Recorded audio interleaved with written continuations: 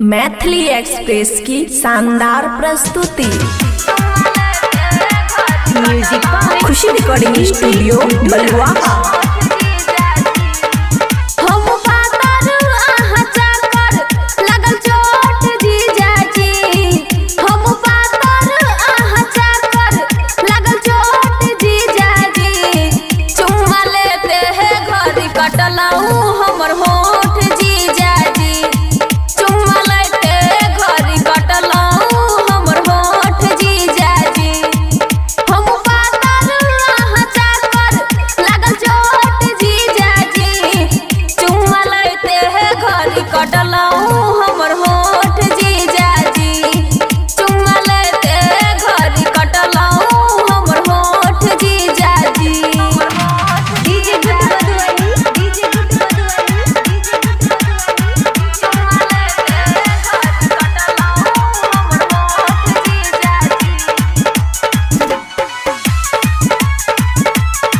Mix by अमन अक्के।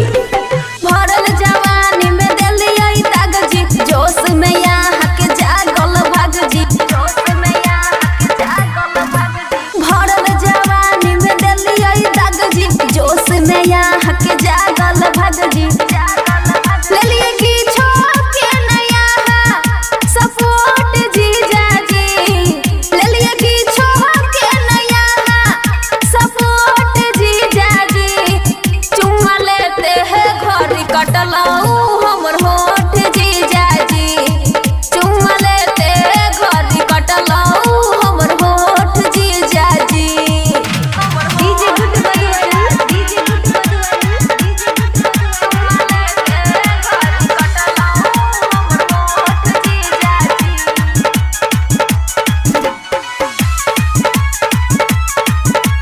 खुशी recording studio बलुआ। जानत जे दीदिया तो हेते परेशानी, बबुआ राहुल यहाँ के लौनादानी, बबुआ राहुल यहाँ के लौनादानी। जानत जे दीदिया तो हेते परेशानी, ओ मन यकी यहाँ के लौनादानी।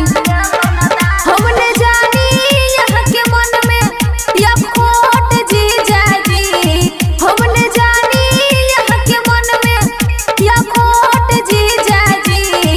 चुम्मा लेते घड़ी कटलाऊ हमर होठ जीजाजी, चुम्मा लेते घड़ी कटलाऊ हमर होठ जीजाजी।